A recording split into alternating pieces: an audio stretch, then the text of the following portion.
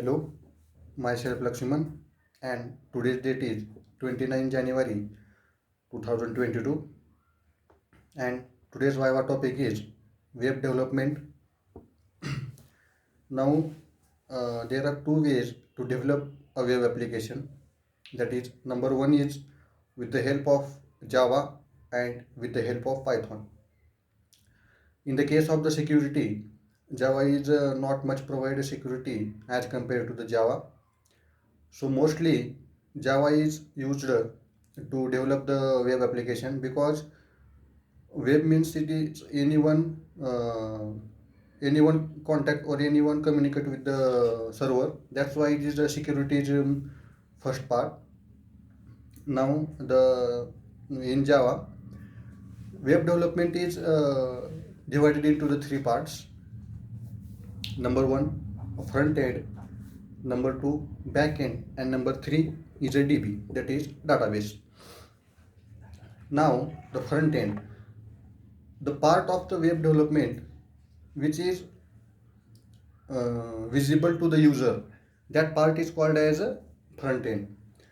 In front end, there are basically uh, there are basically three or four languages are used as per the requirement. The number one language is HTML, that is hypertext markup language. This is used to structure the web application. It means we structure the web application, then we go through the HTML. And number two, that is CSS. CSS means CSS stands for Cascade Style Sheet.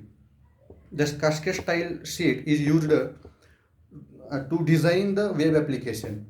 Firstly, we use the structure with the help of the HTML, and to design that page, modify that page, we use the CSS. And number three, TypeScript or JavaScript are used.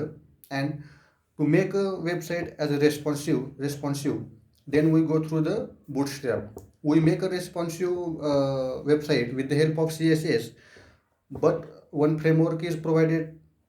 This framework is Bootstrap. By using the Bootstrap, we make a site as a responsive. And in backend, that is on the server. In this case, we use the JavaScript language. And in DBMS, DB, that is database. In database, we use the SQL, that is MySQL, Oracle, or any other database. This database are used.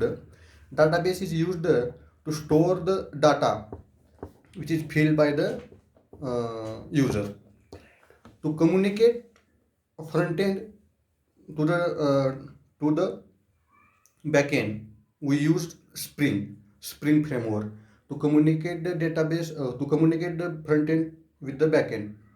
And back end is communicated with the database, or database is communicated with the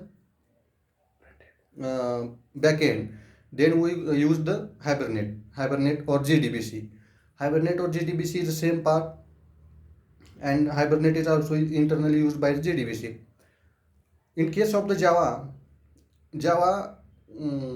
understand the language in the case of object, but in case of the DBMS database is used only the language, understand the language only in case of the row.